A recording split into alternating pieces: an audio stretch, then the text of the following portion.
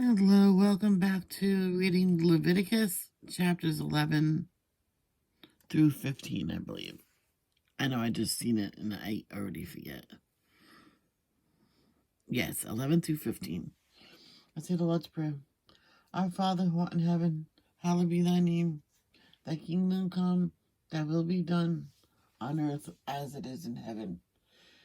Give us this day our daily bread. Forgive us for our trespasses. Forgive those who trespass against us. Lead us not to temptation, but deliver us from evil. For thine is the kingdom, the power, and the glory, forever and ever. Amen. Thank you, Lord, for another beautiful day on your beautiful earth. And thank you for allowing us to wake up today. And thank you for what you did for us in the past, present, and what you will do for us in the future. Sorry for the sins I have sinned. And thank you for helping me to stay on the right path in life and away from the wrong path. And please soften the hearts of those that has hard hearts.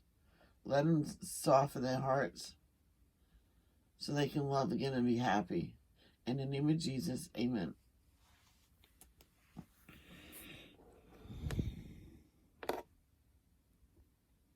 Chapter 11. Ceremonially clean and unclean animals. Then the Lord said to Moses and Aaron, "Give the following instructions to the people of Israel. Of all the land animals, these are the ones you may use for food.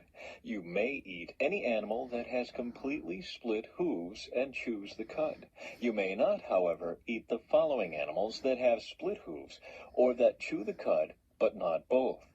The camel chews the cud, but does not have split hooves, so it is ceremonially unclean for you. The hyrax chews the cud, but does not have split hooves, so it is unclean. The hare chews the cud, but does not have split hooves, so it is unclean. The pig has evenly split hooves, but does not chew the cud, so it is unclean. You may not eat the meat of these animals, or even touch their carcasses. They are ceremonially unclean for you. Of all the marine animals, these are ones you may use for food. You may eat anything from the water if it has both fins and scales, whether taken from salt water or from streams. But you must never eat animals from the sea or from rivers that do not have both fins and scales. They are detestable to you. This applies both to little creatures that live in shallow water and to all creatures that live in deep water.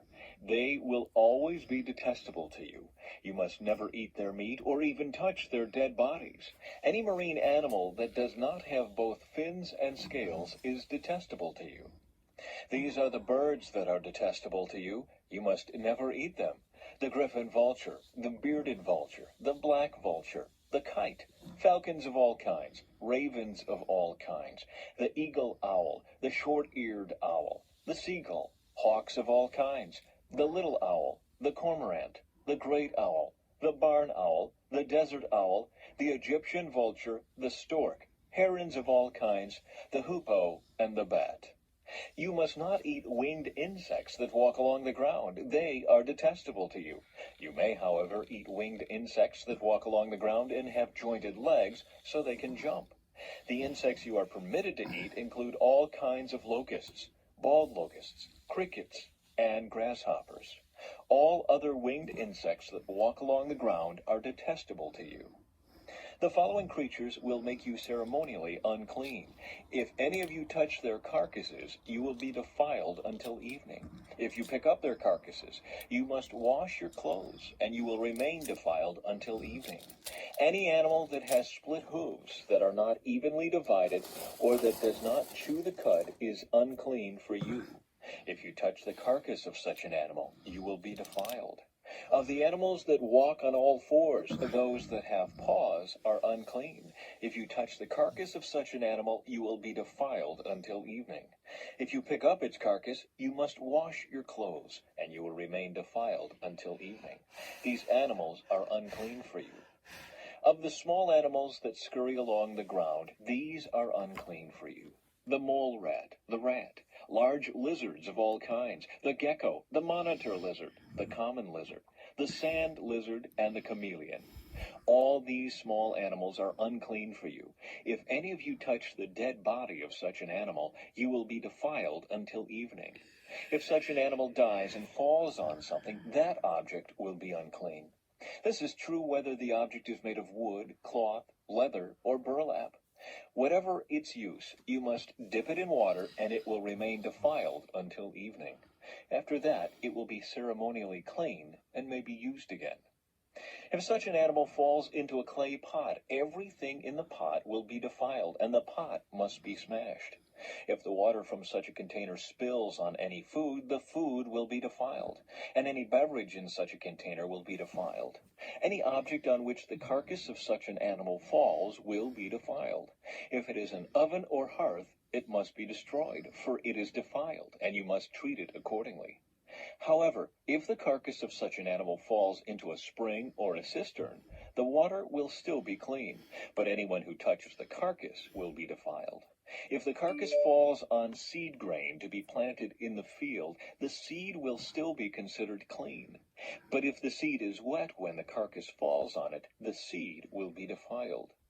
If an animal you are permitted to eat dies, and you touch its carcass, you will be defiled until evening. If you eat any of its meat or carry away its carcass, you must wash your clothes, and you will remain defiled until evening.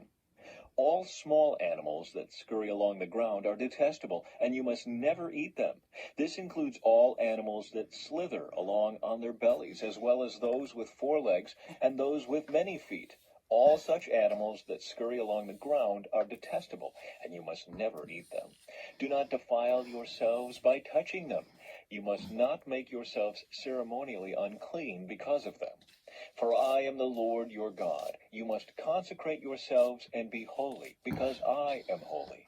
So do not defile yourselves with any of these small animals that scurry along the ground. For I, the Lord, am the one who brought you up from the land of Egypt, that I might be your God. Therefore you must be holy, because I am holy. These are the instructions regarding land animals, birds, marine creatures, and animals that scurry along the ground. By these instructions you will know what is unclean and clean, and which animals may be eaten and which may not be eaten. That's right. It was later changed, I believe. Chapter 12. Purification after childbirth. The Lord said to Moses, "Give the following instructions to the people of Israel. If a woman becomes pregnant and gives birth to a son, she will be ceremonially unclean for 7 days, just as she is unclean during her menstrual period. On the 8th day, the boy's foreskin must be circumcised. After waiting 33 days, she will be purified from the bleeding of childbirth. During this time of purification, she must not touch anything that is set apart as holy, and she must not enter the sanctuary until her time of purification is over. If a woman gives birth to a daughter, she will be ceremonially unclean for 2 weeks, just as she is unclean during her menstrual period. After waiting 66 days, she will be purified from the bleeding of childbirth. When the time of purification is completed for either a son or a daughter, the woman must bring a 1-year-old lamb for a burnt offering and a young pigeon or turtle dove for a purification offering. She must bring her offerings to the priest at the entrance of the tabernacle. The priest will then present them to the Lord to purify her. Then she will be ceremonially clean again after her bleeding at childbirth. These are the instructions for a woman after the birth of a son or a daughter. If a woman cannot afford to bring a lamb, she must bring 2 turtle doves or 2 young pigeons. One will be for the burnt offering, and the other for the purification offering. The priest will sacrifice them to purify her, and she will be ceremonially clean. Chapter 13. Serious Skin Diseases.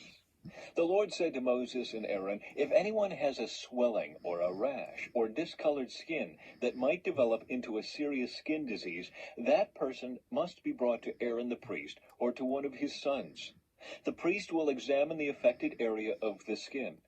If the hair in the affected area has turned white and the problem appears to be more than skin deep, it is a serious skin disease, and the priest who examines it must pronounce the person ceremonially unclean. But if the affected area of the skin is only a white discoloration and does not appear to be more than skin deep, and if the hair on the spot has not turned white, the priest will quarantine the person for 7 days. On the 7th day, the priest will make another examination. If he finds the affected area has not changed and the problem has not spread on the skin, the priest will quarantine the person for 7 more days. On the 7th day, the priest will make another examination. If he finds the affected area has faded and has not spread, the priest will pronounce the person ceremonially clean. It was only a rash. The person's clothing must be washed and the person will be ceremonially clean. But if the rash continues to spread after the person has been examined by the priest and has been pronounced clean, the infected person must return to be examined again. If the priest finds that the rash has spread, he must pronounce the person ceremonially unclean, for it is indeed a skin disease. Anyone who develops a serious skin disease must go to the priest for an examination. If the priest finds a white swelling on the skin, and some hair on the spot has turned white, and there is an open sore in the affected area, it is a chronic skin disease, and the priest must pronounce the person ceremonially unclean. In such cases, the person need not be quarantined, for it is obvious that the skin is defiled by the disease. Now suppose the disease has spread all over the person's skin, covering the body from head to foot. When the priest examines the infected person and finds that the disease covers the entire body, he will pronounce the person ceremonially clean. Since the skin has turned completely white, the person is clean. But if any open sores appear, the infected person will be pronounced ceremonially unclean. The priest must make this pronouncement as soon as he sees an open sore, since open sores indicate the presence of a skin disease. However, if the open sores heal and turn white like the rest of the skin, the person must return to the priest for another examination. If the affected areas have indeed turned white, the priest will then pronounce the person ceremonially clean by declaring, "You are clean." If anyone has a boil on the skin that has started to heal, but a white swelling or a reddish-white spot develops in its place, that person must go to the priest to be examined. If the priest examines it and finds it to be more than skin deep, and if the hair in the affected area has turned white, the priest must pronounce the person ceremonially unclean. The boil has become a serious skin disease. But if the priest finds no white hair on the affected area and the problem appears to be no more than skin deep and has faded, the priest must quarantine the person for 7 days. If, during that time, the affected area spreads on the skin, the priest must pronounce the person ceremonially unclean because it is a serious disease. But if the area grows no larger and does not spread, it is merely the scar from the boil, and the priest will pronounce the person ceremonially clean. If anyone has suffered a burn on the skin and the burn area changes color, becoming either reddish-white or shiny-white, the priest must examine it. If he finds that the hair in the affected area has turned white and the problem appears to be more than skin deep, a skin disease has broken out in the burn. The priest must then pronounce the person ceremonially unclean, for it is clearly a serious skin disease. But if the priest finds no white hair on the affected area, and the problem appears to be no more than skin deep and has faded, the priest must quarantine the infected person for 7 days. On the 7th day, the priest must examine the person again. If the affected area has spread on the skin, the priest must pronounce that person ceremonially unclean, for it is clearly a serious skin disease. But if the affected area has not changed or spread on the skin and has faded, it is simply a swelling from the burn. The priest will then pronounce the person ceremonially clean, for it is only the scar from the burn.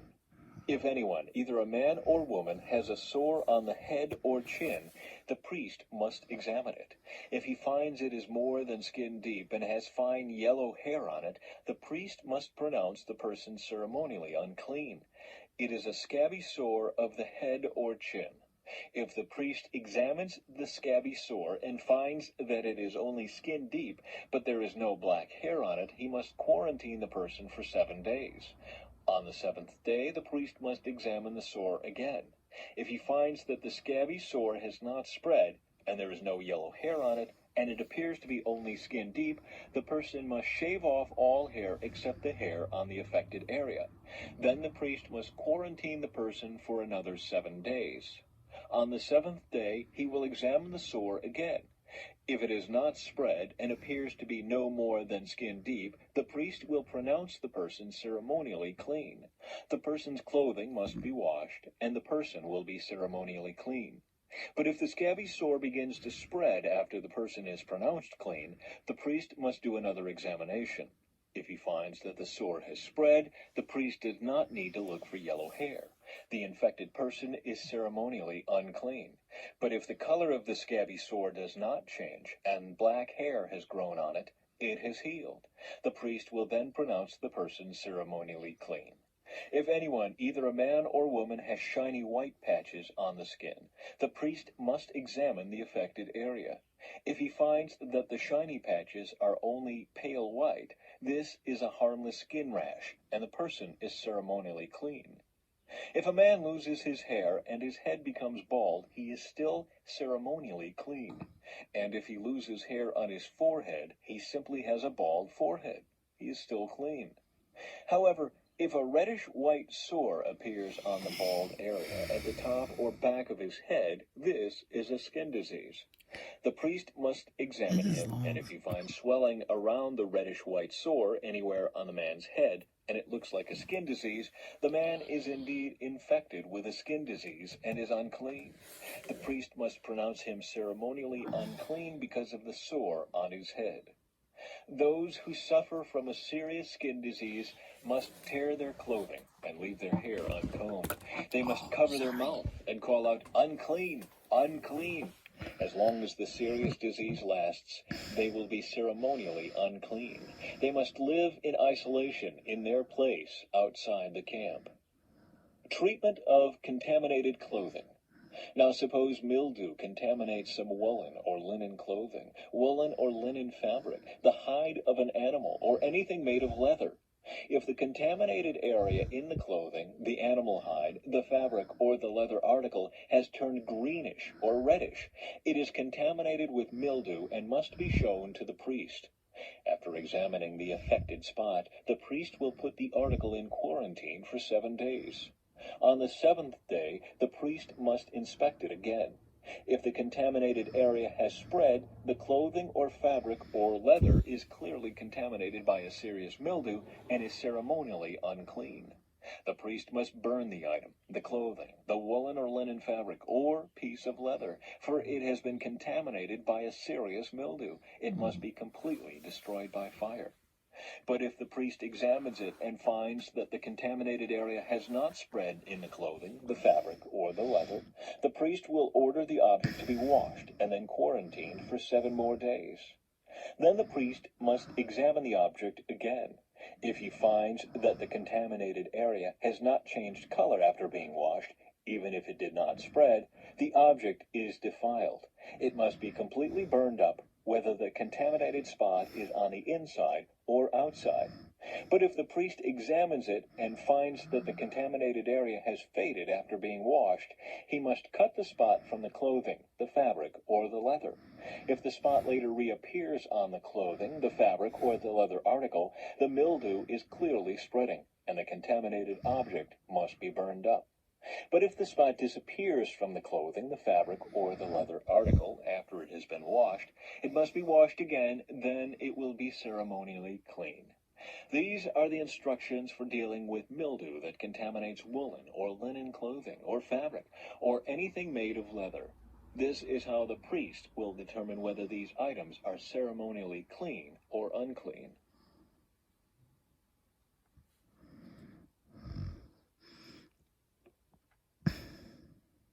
Chapter 14. Cleansing from Skin Diseases.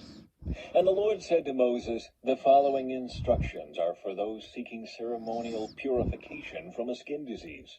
Those who have been healed must be brought to the priest, who will examine them at a place outside the camp. If the priest finds that someone has been healed of a serious skin disease, he will perform a purification ceremony using 2 live birds that are ceremonially clean, a stick of cedar, some scarlet yarn, and a hyssop branch. The priest will order that one bird be slaughtered over a clay pot filled with fresh water.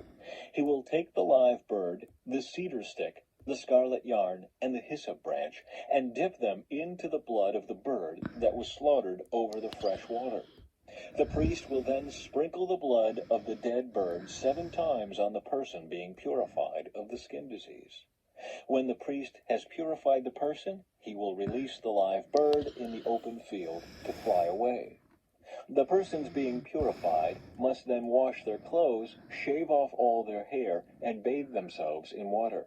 Then they will be ceremonially clean and may return to the camp.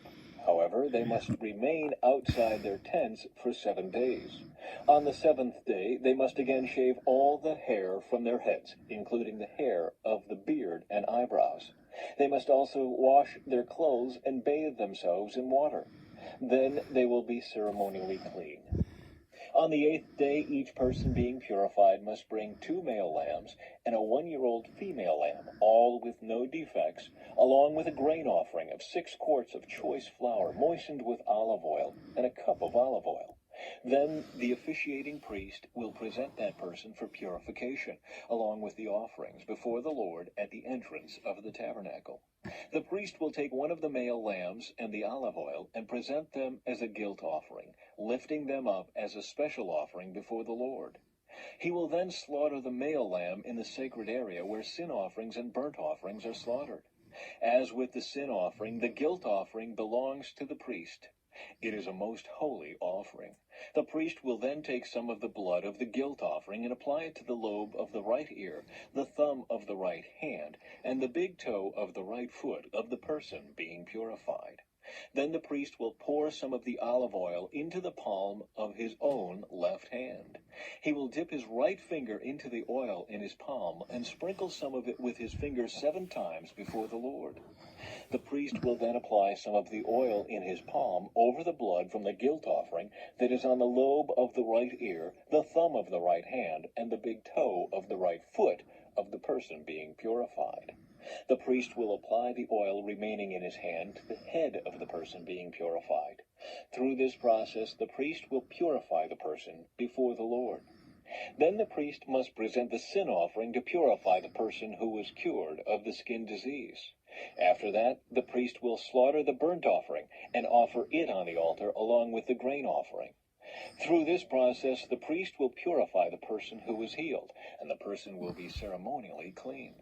But anyone who is too poor and cannot afford these offerings may bring 1 male lamb for a guilt offering to be lifted up as a special offering for purification.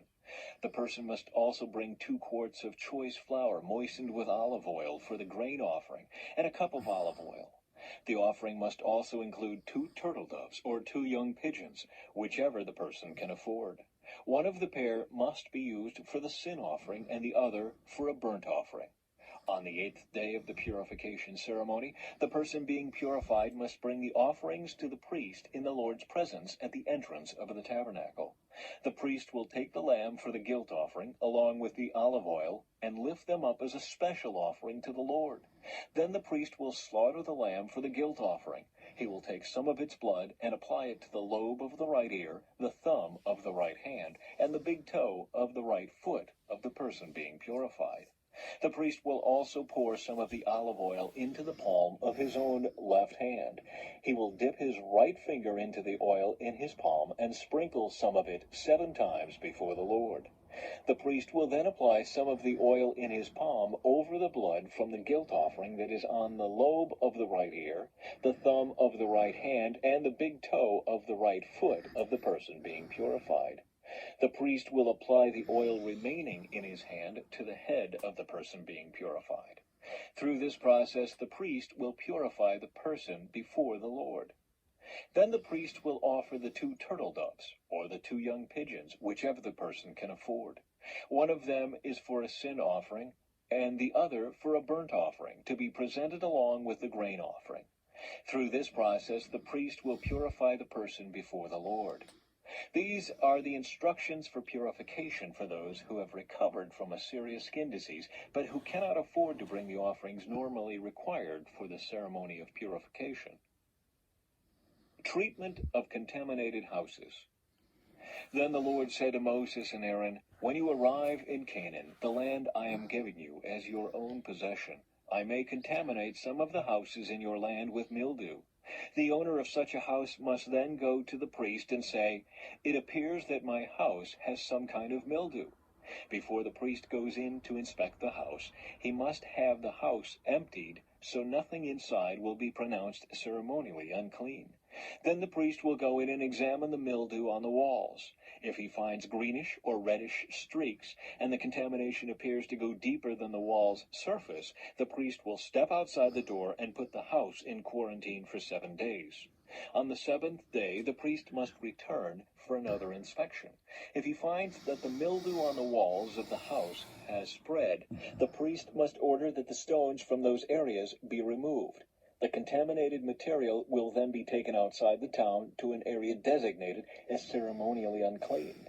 Next, the inside walls of the entire house must be scraped thoroughly and the scrapings dumped in the unclean place outside the town.